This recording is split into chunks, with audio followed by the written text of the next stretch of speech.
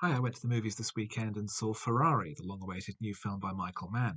It's the story of Enzo Ferrari, founder of the motor racing giant.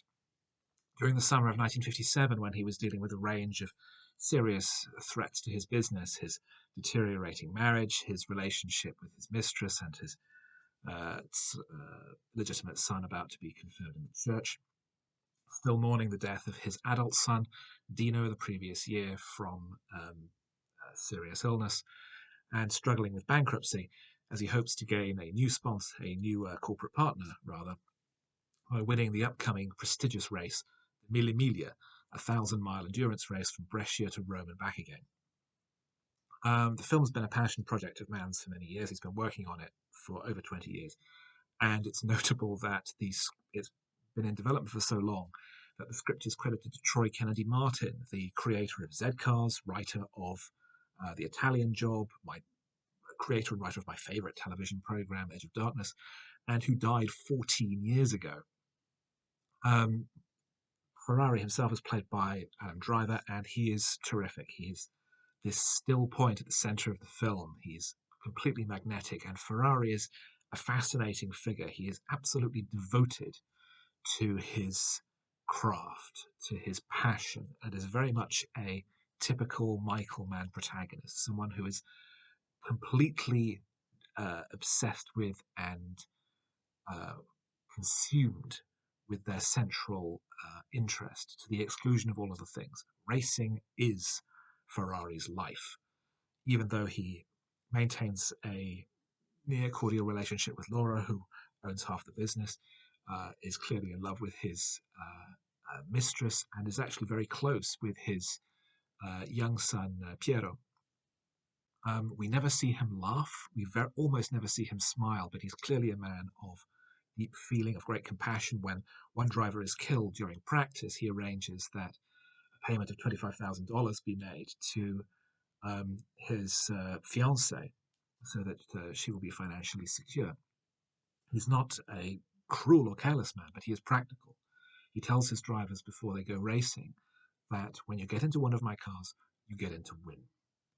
And that means risking your life because, as he explains in the trailer, when you're heading for a corner, you have to lift off the brake before the other driver.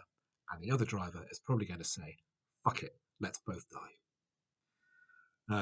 And he says very clearly, if this is too much for you, get out of the car and leave.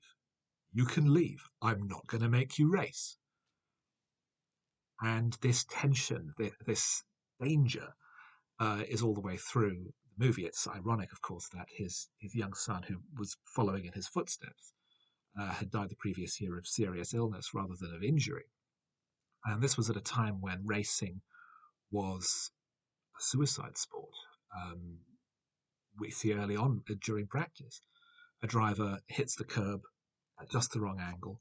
The car goes flying, and because safety measures basically didn't exist, he goes flying through the air and lands in a crumpled heap and is instantly dead. There are crashes later in the film. Some are almost comically gentle. At one point, one of the other drivers, during the race itself, the brake pedal snaps off. And he goes careering into a field, comes to a gentle stop, and he and his navigator are absolutely fine, completely unhurt, and just very, very annoyed. There is also another crash, which I won't go into because it completely changes the shape of the rest of the movie, which is one of the most horrific things I've seen in any non-horror film. The audience I was watching it with was shocked by the graphicness and the brutality of it, but also saying, this is what racing was like. This is how dangerous it was. This is what these drivers were risking every time they got into a car. As Ferrari himself describes it, this is their deadly passion, their terrible joy. The film does an extraordinary job of communicating why Ferrari had this burning passion, what fueled this extraordinary obsession he had with racing, and how that bled into the rest of his life. It's very much a portrait of the man and the impact he has on the world around him. I thought it was absolutely fascinating, completely absorbing, completely engaging. The racing scenes were brilliantly shot. It doesn't look or sound like a typical Mann film. He seems to have abandoned his digital video handheld style and the more sort of ambient music that we're familiar with from his previous movies. This is, in presentation, a little bit more traditional. But in terms of its themes and its characterization, this is absolutely a Michael Mann film. You couldn't mistake this for any other director, just looking at it on the page.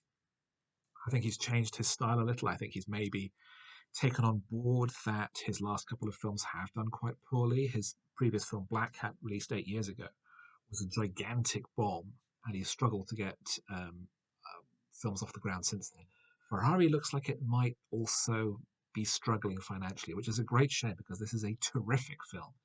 It's one of the best films I've seen this year, a really thoughtful, intelligent, grown up film that is still utterly absorbing, utterly engaging, utterly thrilling, and you feel like you are there.